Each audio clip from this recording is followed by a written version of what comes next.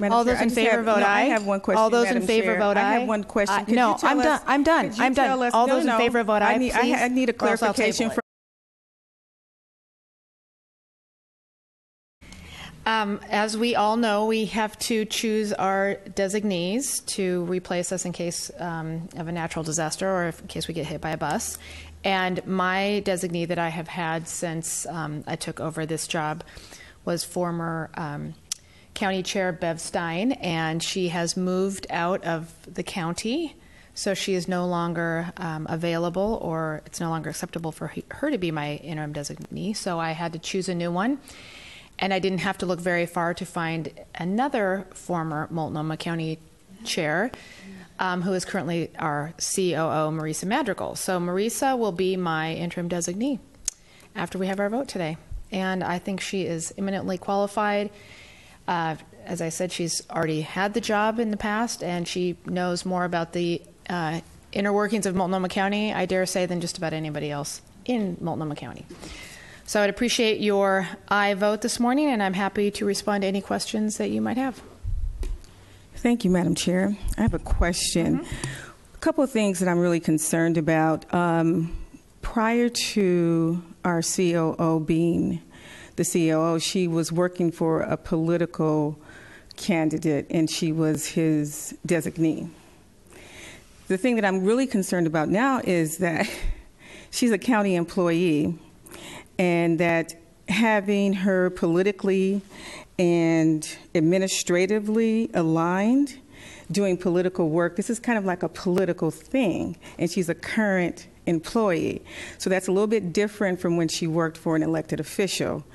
And my concern is, will she be able to be impartial? She's not here, but that's, I mean, the transparency issue assumes that she's always going to be aligned with you. And that's my concern. Okay, duly noted. Any other questions or comments? Commissioner Myron?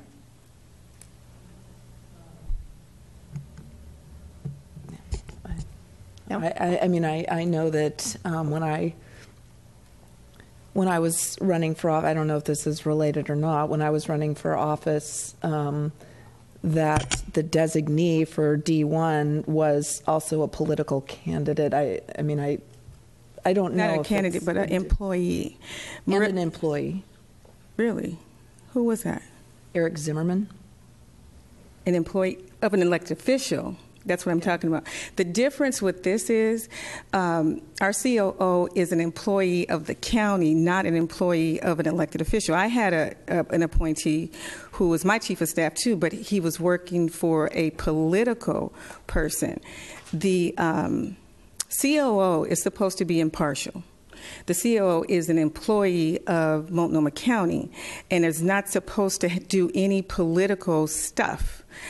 Being very sensitive about this, there's a difference. The rules for political offices are different from regular employees, and Marissa, in her current position, is a employee of Multnomah County, not of an appointment of a elected official, and there's a difference.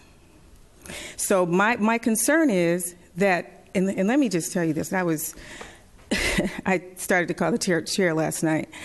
Got a couple of phone calls from people who work for Multnomah County, and I suggested to them that they come here and say what their concern is. Their fear of speaking up about this is that they're going to be retaliated against. By them not being here today, it just demonstrates to me, you know, how serious this is, because they think that they're going to be retaliated.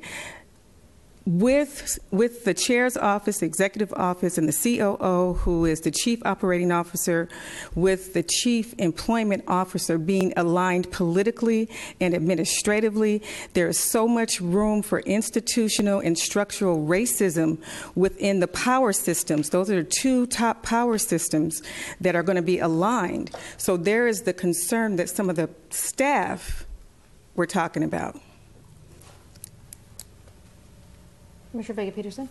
Thank you, Chair. So I appreciate your concerns. I feel like the chair role is both it's a politically elected position, as all of ours. Yes. But it's also the chief administrative position of the Multnomah County, who has hiring and firing decisions over the COO position already. So, oh, that's my point exactly. But what happens when the structural and institutional racism is coming from the chair's office?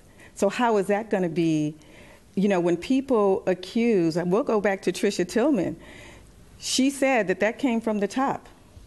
So if that is coming from the top, and until we get a consultant that comes in and tells us about how the entrenched racism is been in this county, aligning the top two people in this organization, the COO and the CEO, there is lots of room for institutional and infrastructural racism. And these employees have every right to be concerned about that. And having our COO, it's not about the COO and who that person is, it's about the position that they have in this particular organization.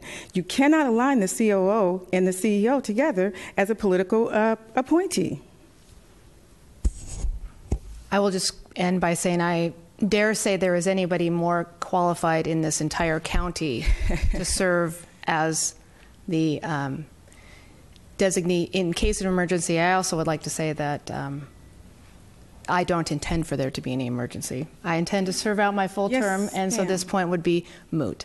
And unless somebody would like to make sure that I do not remain in this position, that would be the only time that this person would come to fruition.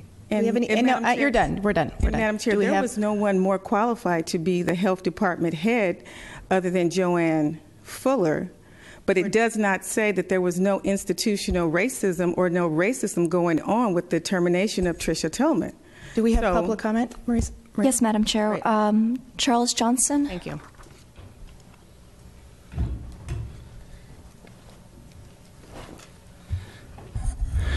Good morning, Commissioners. Thank you for the opportunity to speak again. Charles Bridge Crane Johnson. And it is a very, odd situation. Some names have not even gotten mentioned. I think the record should be fleshed out. The eminently qualified former chairperson from Multnomah County, Marissa Madrigal, ascended to the position because she was a designee of Jeff Cogen, who did not get hit by a bus except in a literary aspect. And I have to say that we respect diversity and different opinions and lifestyles in the county, and we don't know that Chairperson Kafoury will continue to deprive any kinds of swingers or polyamorous persons of her wonderful company in an extent that would cause a scandal. But probably she will, because she's doing a kick-butt job here.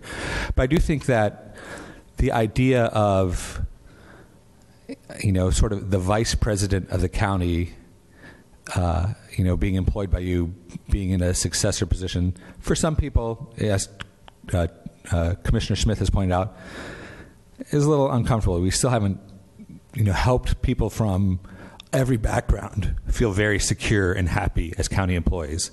So it might be appropriate for, at a later time, I'm not as opposed to the passing, but I think that because of this weird position, it might be appropriate for the county attorney or an outside firm to be paid, even though I hate shelling out money to outside attorneys or whomever, specialists, who would talk about what are the best practice ethics for any of you to make your designees. Right now, I don't think there's any legal framework. It's just we trust the wise womanhood that runs this county. It's a pretty good strategy, but probably you should think about it on the record about opening up to some personnel experts and legal advisors on, are there best practices out there about interim disaster, or if any indiscretions take you out of action. Thanks, ladies. Madam All Chair, those in favor vote aye. I have one question. All those Madam in favor Chair. vote aye. I have one question. No, I'm done. I'm done. All those in favor vote aye, please. I need a clarification from the legal counsel. I need a clarification from legal counsel. Excuse me, legal counsel. I need clarification. No. Okay. No. I don't. We are adjourned. I need clarification. We will table this motion. Table it.